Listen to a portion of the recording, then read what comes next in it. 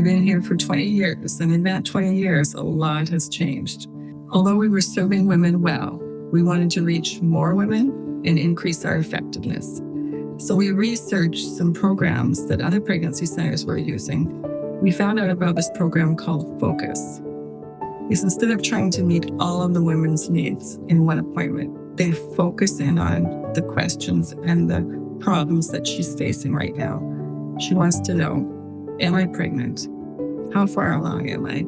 Is this a viable pregnancy? Is it important to know if I have a sexually transmitted infection, or if I'm considering an abortion decision? This process is effective because it focuses in on the single most all-encompassing problem that she's facing, her pregnancy. And she can leave the clinic feeling like she's received answers to her questions. This patient process affects everything that we do, and we're already seeing results. I came on staff last fall, and I immediately began learning about the Focus process and how to implement it here at the clinic. One of our key roles is the patient advocate. The patient advocate leads the woman through her medical appointment, meeting her right where she's at with no judgment and no agenda.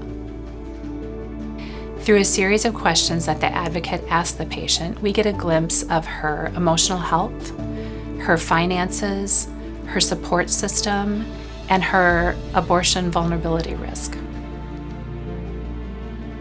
The care for each patient doesn't end with the medical appointment. It continues on and on and on. We're going to be there for her and her child.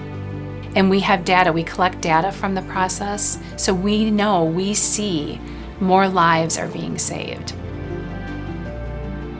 One of the steps of the process is the spiritual discussion. We ask a patient if she's willing to talk about faith.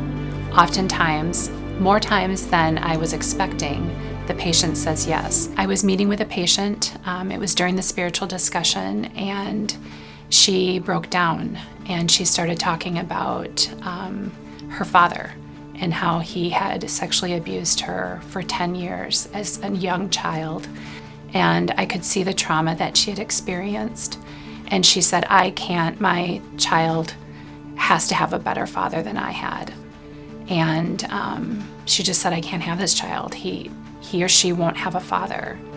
And so I told her about the father that she does have, the father that loves her more than any person could ever love her, that no matter what she does or doesn't do, his love never changes. She was changed. She was impacted by that. She came to the clinic stating abortion, and she left the clinic choosing life. Our desire has always been to reach women in their decision-making phase of their pregnancy, before they go to the abortion clinic or before they order their pills online. Now we can do this more effectively. This will spare more women from the heartache of abortion and open the way for more unborn babies to fulfill their God-given potential.